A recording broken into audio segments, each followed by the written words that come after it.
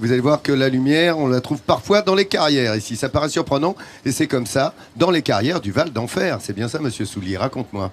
Oui, je vous propose de partir pas très loin. On va au pied de la cité des Baux, les Baux de Provence, sur la route de Mayenne. Les Baux, on va traverser le Val d'Enfer, un lieu chargé de mystère et vraiment propice à la création. Toutes les créations, même les plus innovantes en technologie. Dans ces carrières, on mélange l'art, la technologie numérique, des milliers d'images dématérialisées diffusées en très haute résolution. Bien plus qu'un simple diaporama, direction les carrières de lumière dans le Val d'Enfer.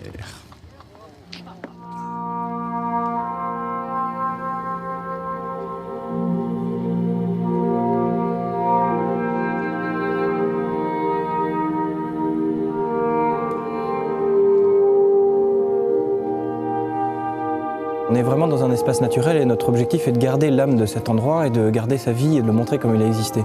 C'est 2000 ans d'exploitation de la pierre ici, l'exploitation industrielle pendant 150 ans jusqu'en 1935 et puis à partir des années 50 une nouvelle vocation qui est arrivée pour ce lieu qui est une vocation de découverte de la lumière, de découverte de la peinture et puis le spectacle tel qu'on l'amène aujourd'hui est l'expression vraiment de ça où on a un mélange de peinture, de son, d'images, de lumière et d'émotions projetées sur les murs.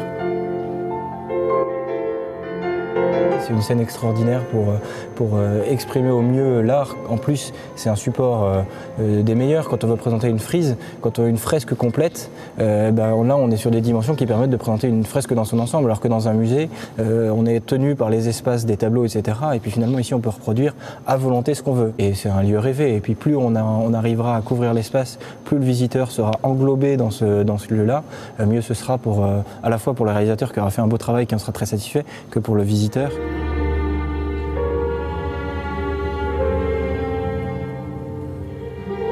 Ça marche par un système de vidéoprojecteurs qui sont au plafond.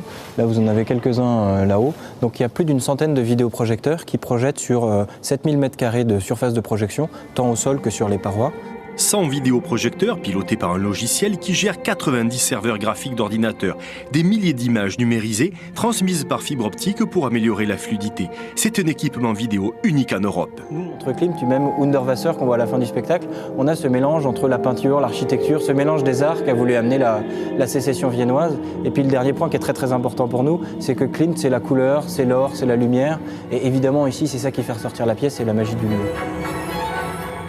Mais avant tout, c'est une technologie qui doit s'effacer au profit de l'expérience artistique pour que le visiteur soit immergé au cœur d'un voyage pictural. Oh, fantastique. Impressionnant. Ces jeux de lumière sur toutes les faces de la carrière, c'est fabuleux. Le mur n'étant pas plat par lui-même, ça donne des effets qu'on ne s'y attend pas. Il faut le revoir, quoi, hein, parce que la première fois, on est un peu perdu. Puis après, donc, on s'habitue aux images et on apprécie mieux.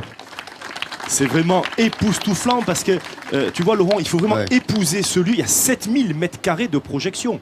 C'est unique. C'est unique. incroyable. Alors, Klimt et Vienne, un siècle d'or et de couleurs, allez-y. Et les carrières du Val d'Enfer ont servi pour le poète Dante. Il y a situé la Divine Comédie. Elle a été pensée, imaginée là. Ça a servi aussi, puisqu'exactement dans cette carrière de Dante.